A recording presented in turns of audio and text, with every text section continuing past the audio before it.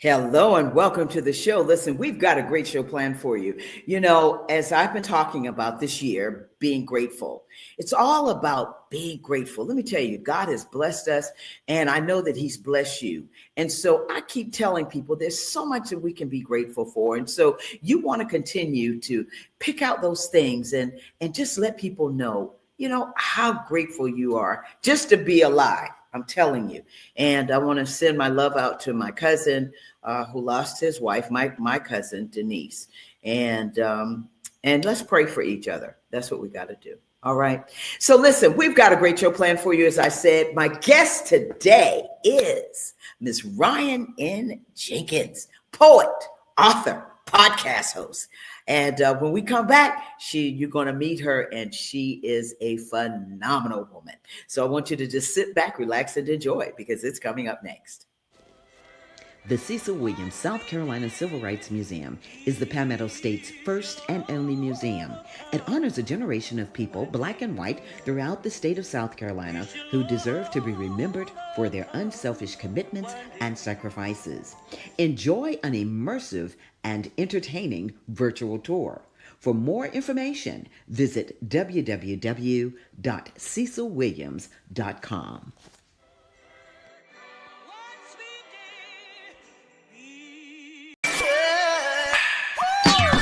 Hello, everybody. It's Finkley of The Michael Finkley Show, and you're watching Gold right now. Why? You're watching The Tammy Show. Stay tuned. Welcome back to the show. Thank you, Michael. Grammy Award nominated, Grammy nomination that he has. And so we want to thank Michael again for doing that for us. Listen, as I told you, we've got a special lady, phenomenal woman, devoted mother of her 18-year-old son, children's book, novel, podcast host, poetry. And and when you hear her, she has her poetry anthologies. But one thing that I always talk about these special poets is, we talk about the poet laureates. And when we talk about the poet laureates, we think of a person who's writing poems and doing great things. And this woman is phenomenal. And she is doing it. And so I want you to be able to learn more about Ria and all that she has going on. But we're going to bring her from backstage. Come on out, Miss Ria. How are you? How are you? Ria Jenkins. Yes, how are you? I'm doing well. Listen, thank you so much for being on the show. Folks, I want you to know we kind of are like family because her niece married my nephew. And when I tell you, I was so impressed with your poem. I was like, okay, I know she's already worldwide, but you got to be on the Tammy Show. So thank you again, Ria, for being on the show. Thank you for having me. Yeah. So Ria, I always ask people if somebody came up to you and they would say, hey, I know you. That's Ria N. Jenkins. They say, who are you? What would you say to them?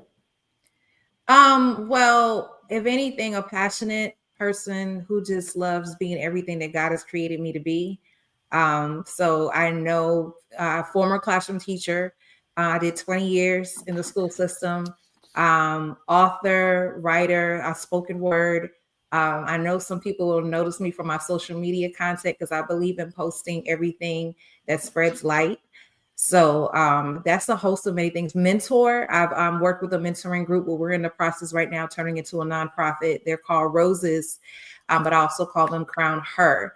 But that's the many of things that I do. Along with I sponsor an all-Black author book drive, where I go out to different neighborhoods and I pass out books by Black authors, free, of course. And that's part of the list.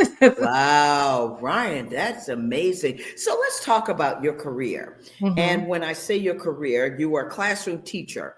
Mm-hmm. Are you still teaching? No, ma'am. No, ma'am. God called me out of class. Wait, stop. Don't call me no ma'am. Ma'am. I know that's Southern. That's a Southern thing. But we just on the couch talking right now. So you're not teaching, Ria, right? No. So you're full time going into poetry and all and being an author. Yes. Talk about your inspiration. What was the inspiration for you to even do your poetry? Well, it just started with me simply sitting in my classroom in sixth grade in 1991, 92, in this particular teacher's class, writing roses are red or violets are blue. And I just kept writing. I do believe that we have gifts that are inherited traits. My mother was a writer. So it was one of those things that fell on me. I wasn't reading poetry. I just started writing it. It's interesting. I started writing poetry and not really like studying it. I just started writing it. And then from poetry in sixth grade, I started writing also fiction. Like I wrote novels, full novels in seventh grade, and passing it back and forth, and just kept doing that for years. And just, I love the way people felt from hearing my words. I didn't understand the power of my words probably until maybe high school. I remember writing a poem in one of the local newspapers that was among high school students, and the way people came up to me and gave me compliments, I thrived off that. So something I just kept doing, knowing the power of my voice. And then it was one night I was coming home from an open mic, and I was attending Winthrop University, and God spoke clearly. I called you to write. And he just started listing all those things. And poetry was the start of it, but it's opening up to another world where writing is so vast and can do so many things to empower people. Right. So that was my next question, because I was going to ask you, what came first, the writing of the novels or the poetry, or the poetry definitely came first. The poetry came first, then the novels. And then when I got into high school, I loved journalism. So I wrote for the school newspaper.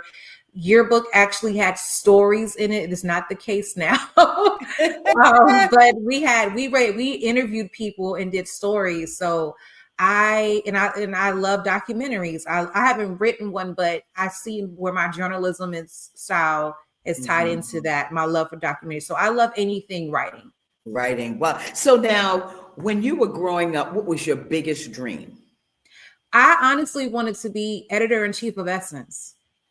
I was going to be editor-in-chief of Essence, and then got to college and God directed me in another path. I was a mass communications major, and I always worked with children. So I through the church I used to attend, I was always working with the summer program, the vacation Bible school, and then volunteering. I worked with children and found myself changing my major to English, and ended up in the classroom, I want to say roughly almost a year, not even a year, maybe a couple months after I graduated from college, maybe about 6 months. Yeah, because I graduated December and I got a job.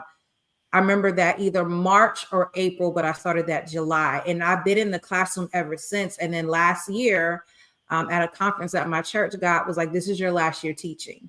And he started reminding me of all those things that he told me back in 2000 about me writing and publishing and where that would take me. And that's where I am right now, building that up. Wow. I tell you, I always say to people, you have to listen. And I'm a Christian. You're a Christian. I love the Lord. And I said, one thing about it is we have to always just keep our ears in tune, our heart in tune, so that we can hear him. But when he speaks clearly, he speaks clearly. I tell him, I said, now y'all, it's not a soft voice for me. It's usually always a voice that says, Tammy. And it's like, I'm like, okay, Lord, what, so I get it, man. That is amazing. So how do you, when I want to talk about creation, because we have some folks that are listening that are thinking about going into different businesses or thinking about doing different things, and they want to make creations. They want to create things. How do you create your poems? What's that process like? It varies. I can, like the other day, matter of fact, ironically, when you were talking about being called ma'am, I had a thought the other day, what really caused us as Southerners to say yes, ma'am, and no, ma'am? And we know what that stems from. And how do we break out of that cycle? So I didn't write the poem, but I put it in my phone, and that's probably something I would go back to. Then there's sometimes a thought will come to me and I will immediately write it down and expound on it, break it up, write it again, write over it. So it depends on how the thoughts hit me. And then sometimes I literally take time to just sit and write, because I realize that poem that I might have saved in my phone that I never went back to, I will take the time during the day to go back and listen to it, add to it, expound on it, do my research, because sometimes I do have to do research with my poetry. So the process, I'll admit, is not consistent, but I will say, having an ear to hear. One thing that I harp on that I always share is something my bishop likes to share, that God is not obligated to repeat himself twice. So when I hear something, I immediately jot it down. So whether it's on my notebook or recorded on my phone, because I may be driving. So as a result, I may not be able to expound on it. But there have been times I have been driving and I pressed the voice record button and just started flowing, and then went on it later to edit and do whatever I had to do. But when the thoughts hit me, I immediately capture it, and I may expound on it in that moment, or I may expound on it later. But I do make it a habit now that daily I do need to write. I will say that if you're in the creation stage and you want to do something, whether it's writing, whether it's directing, what are you doing daily to contribute towards that craft? Great. That's wisdom. That is wisdom. So talk about who your favorite poet is. That is like asking, what is my favorite sugar? Like, I know. Well, name a few. Name. So of course, Maya Angelou, which she's at the top, because I didn't meet her in person, but we were in the same room together. She came to Benedict years ago, and my mom took us there. Nikki Giovanni is another one. Langston Hughes is another one. Nikki Grimes. She's an author and a poet. But she incorporates a lot of poetry into her writing. So she's another favorite friend of mine. Also, some of my brothers and sisters who, his name is Bugsy Calhoun. That's my brother. He's here in Columbia, but he's from, I want to say, Brooklyn. But he is a spoken word artist.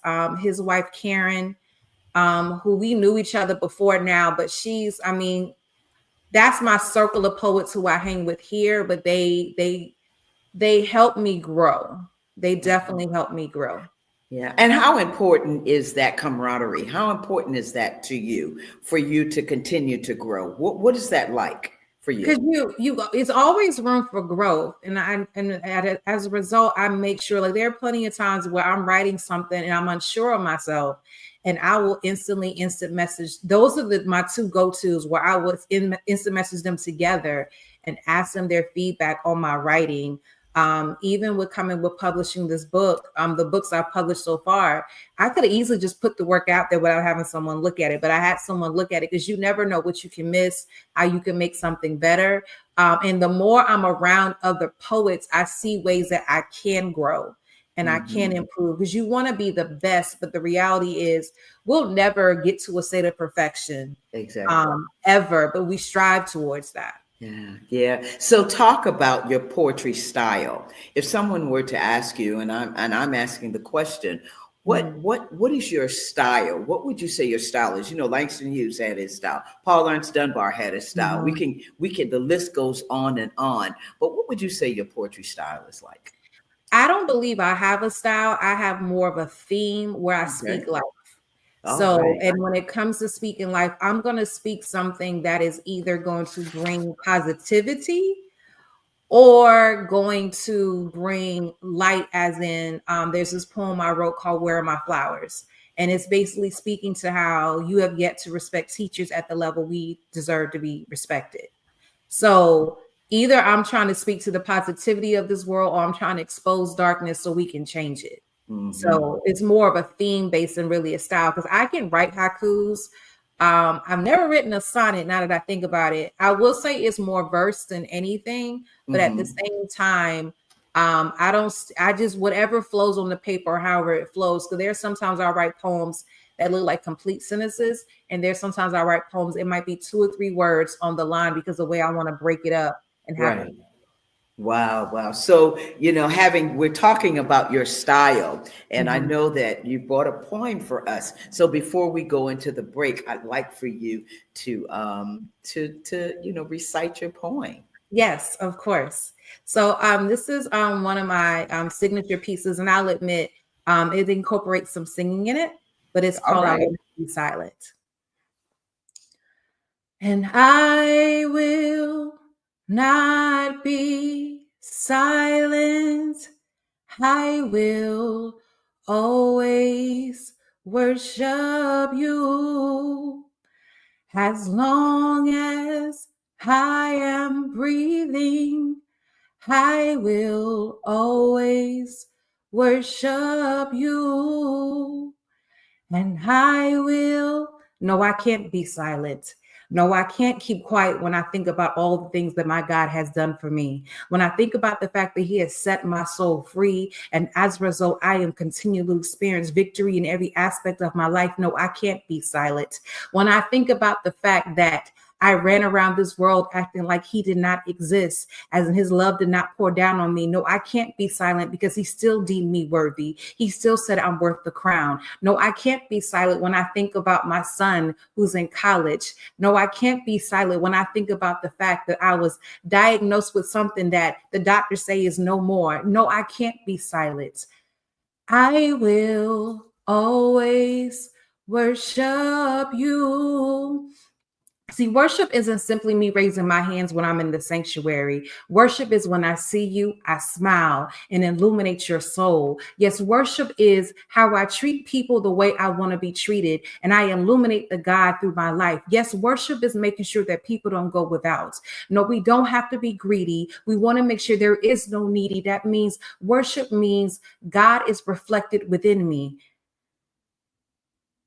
And as a result, as I'm breathing, I realize as I inhale and I exhale, I realize I cannot walk this earth as in He does not live inside me. I cannot walk around this earth and act like He is not the author and the finisher of my faith. So I realize I will keep running this race for Him. I will keep defeating the devil for Him. I will keep living this earth, giving all glory and praise to Him, because I realize I would not be here if it was not because of Him. I realize that this is all about Him. And I realize I will keep breathing and I will keep exercising and being the best that He has called me to be, which means I realize that He handcrafted me, wonderfully, fearfully made me in His image, so I can keep on living and represent Him in all that I do.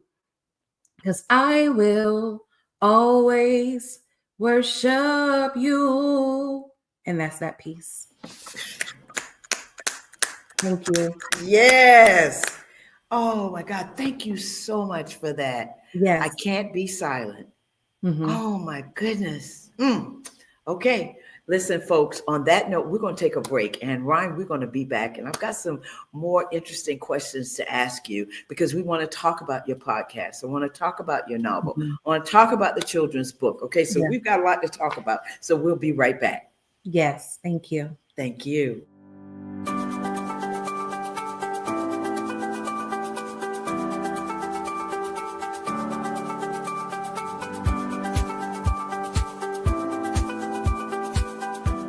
The Orangeburg County Conference Center supports downtown Orangeburg and our surrounding communities. The 6,000 plus square foot space is ideal for groups of up to 400 people attending corporate meetings, conventions, workshops, and special events. Conference Center staff are inspired to ensure that everyone can enjoy the modern amenities. State-of-the-art ballroom that accommodates up to 400 guests banquet style and 430 guests theater style. A warming kitchen with hot boxes, ice machine, refrigerator, freezer, and counter space. A lobby that accommodates 150 guests with special events outdoors. The comfortable outdoor amphitheater has a video wall and seating. Adjacent to the amphitheater is 12,000 plus square feet of green space that extends events outside, plus complimentary on-site event parking and additional parking across the street. Your event can take place all in one spectacular location. We welcome your special event in Orangeburg.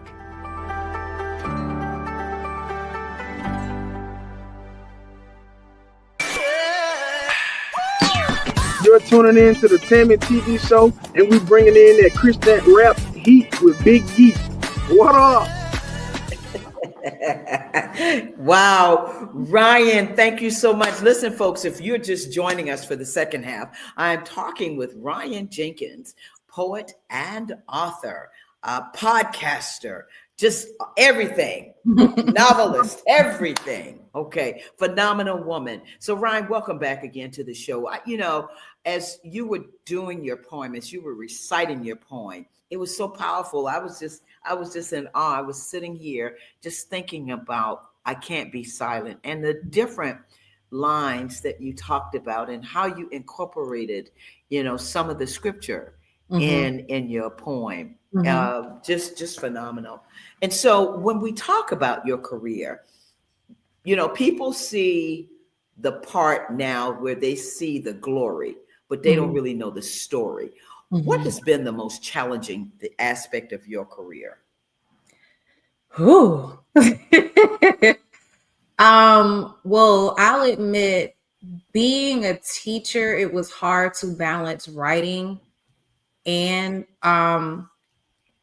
teaching, because I was very dedicated towards teaching. I was that teacher that attended the games and the plays, along with having my son. So even though I heard of other people who did it, it just was very hard to balance. So now I'm in a place where I can focus full time on my craft.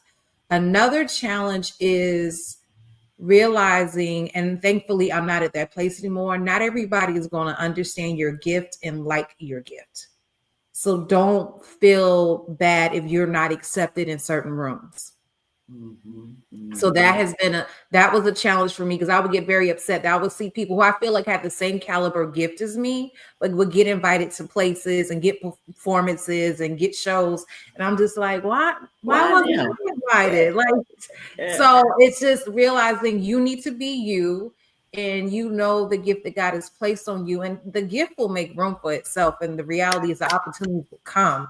You just have to be confident in who you are and don't feel a need to compromise who you are at all. So I'm realizing more and more going to this new season of my life, I really have to be prayerful and hear God on where to go. Because I'm one of those, if I got an opportunity to perform, I would go. If you said open mic, I would be there. But I'm realizing I'm sitting in rooms sometimes where I don't need to be in this room. This is not like, my bishop talks about it all the time. Just because the opportunity doesn't mean it's God. So Yeah. So that means you still have to be in tune. You really have to be in tune, and you really gotta listen and have God in your heart so that He can speak to you. Okay. So when we talk about, and I heard in your poem, you said that there was something that you had, and the doctors, and I'm not quoting it. And it disappeared. It wasn't there. It was like a condition. Can you talk about that? Oh yeah. So prior to 2015, 2016, I was getting these very bad migraines to the point I felt like someone was stabbing me with ice pick. And I went through multiple diagnoses to finally in 2000, I can always get the years mixed up, 2015, 2016, they diagnosed me with neurosarcoidosis. A lot of people are familiar with sarcoidosis because sadly, that's what Bernie Mac had passed away from. But mine was called neuro because they found benign lesions on my brain. Wow. So went through medication, them trying to figure out what was going on, what was working. And then finally, I think around 2019, ended up getting hospitalized because I had a seizure, and they realized that what was once small masses now turned in one huge mass that covered my brain and caused some issues. So they had to do a brain biopsy and put me on medications, would cause some other issues. And that was 2019. So the following, I want to say winter, we have this event called House of Swada at our church. and my pastor, one of my pastor, Pastor Marcia, she prayed over me. And then I found out later on that the huge mass, even though smaller masses were still there, the large mass was gone. Then in 2000, and if this was 2024, 2023, because I had to every 1 to 2 years go and get an ultrasound of my brain. And they declared then you have no masses. There's nothing there. Ain't nothing but God. My pastor Marsha at another house of SWAT prayed over me, and the way she prayed over me, it was like I went into like a deep sleep. And then when I came up, I'm like, what happened? And then she didn't know I was going to go get the CAT scan in a month or two. I went and got it, and when I got the results, I read it, and then I called the doctors. Like, is this saying what I think this is saying? Right. Yeah, there's nothing there. There's nothing on your brain. Wow. Like, Wow. yeah, God, you better do What it. a testimony. What a testimony. So what have you learned about yourself through all of this? And praise God. I mean, that's a testimony. And I just want to say, God, I thank you, because that's a testimony. Yeah. Somebody needs to hear that. Yeah. You know? So it's one of those things where I learned definitely not really about myself, but about God. And that when they say he will be with you in the valleys, lo, I will be with you. And the reality is sometimes I remember one time being afraid of being a serious Christian, because I knew when you decide you want to live fully for God, the warfare is going to come because it wants you not to live for God. And that just proven that I survived that warfare, and God is faithful and God is true. It also showed me that sometimes God wanted, because I immediately thought when I got into the hospital, God was going to heal it instantly. For whatever reason, he took me through a process, and I understand it now. Nevertheless, God's word is true. He says he will heal. He said he's healed. He's already healed. We just got to wait for the manifestation for it. That's right. So just definitely believe in God that he is who he is, and he's with you, and he will get you through whatever you're going through. Wow. And I asked this question, and it's about leaving that legacy. What's the legacy that you want to leave, and what do you want people to remember about you? I just want people to remember, number one, I was passionate. I want people to know that I definitely represented God here on the earth. There was definitely points in my life where people could not say that, but I definitely want people to be able to say, now I remember when, but she definitely, impacted my life. Like, I'm living this full circle moment now where I'm constantly running into either former students or their parents, and it's like hearing the impact that I made in their lives warms my heart. I never get tired of hearing it. Or when you run into someone out in public and they're like, oh, I saw your media on social media. I saw your content on social media, and you really are very positive. Thank you for doing this. Or when you read poetry and someone says that helped me become a better person, that's what I want people to say. I wanted you, and I caused you to want to be better and feel better about yourself. Wow. Okay, girl, you dropping some serious gems. And when I say that, I sincerely mean that, because every time I do this, it's something that I learn. It's something that I'm gleaning. And I just want to thank you. So tell us about the book. Tell us about the children's book. Tell us about the podcast, and go down the line. Okay, I'll start with the podcast first. It was just something that I've always wanted to do. That's that journalism side of me. I actually sit and watch podcasts all day if I can. So just started doing it back in August, where I pretty much bring guests on with tapping into my theme, spreading light. So actually tomorrow, we do not, if you follow me on social media, you'll see I usually post within weeks, let you know when you're going to post, because I don't have a set date yet, because I always curtail myself around my guests. But like my first guest was a former student. She's now, matter of fact, her birthday is today. She is 28, and I taught her in 7th grade. Wow. And we talked about the importance of that student-teacher bond, because somehow that has been lost in teaching. So we talked about the importance of fostering a good relationship with students.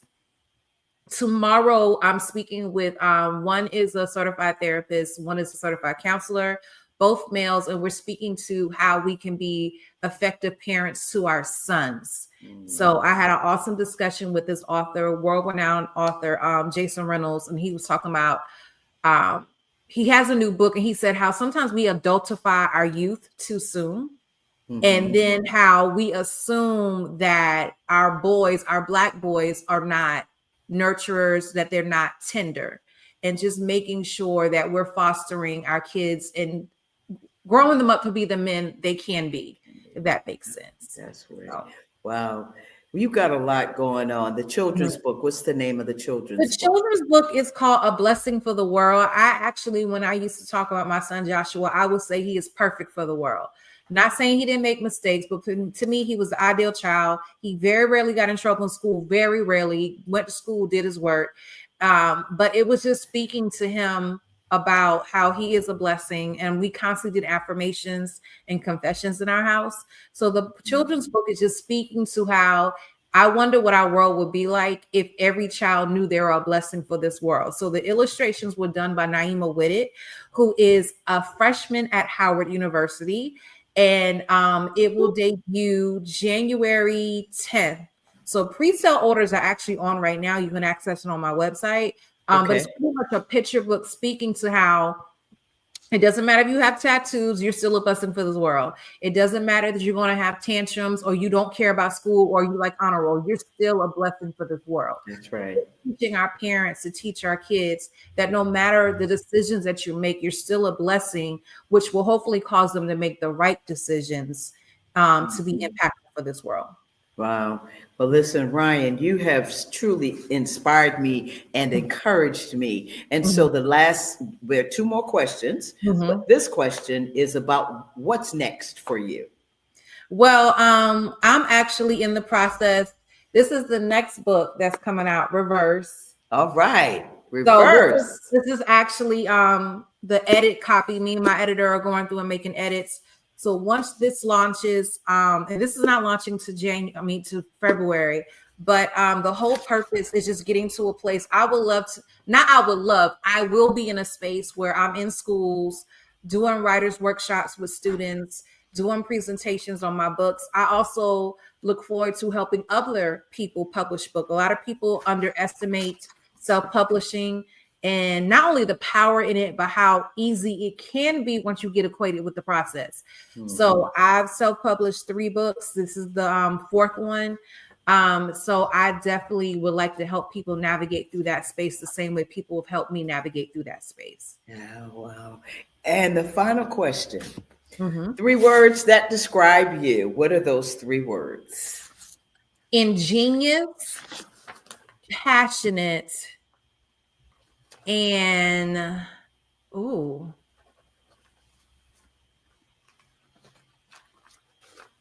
I would say dope. All right. Okay, I got that. Ingenious, passionate, and dope. I got that. I love it. I love it. Well, Rian, listen, this has been great. It's just been enlightening. You know, you have people that come on the show, and thank you so much for the poem. I will always remember that. I can't be silent, and I'd love to have a copy of that as well. I mean, it just moved me, and I know it moved other people. So I want to thank you.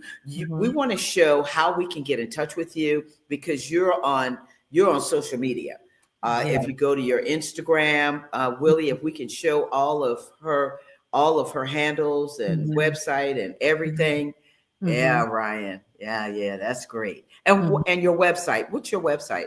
It's exactly when you look at my handle there. It's RianNJenkins.com.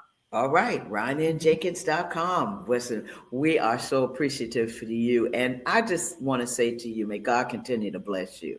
Thank you. Your journey and all that you're doing. And if there's anything that I can do or that we can do here on the show, Willie and I, or anybody that we deal with, please let us know. Let me know. Yes, definitely.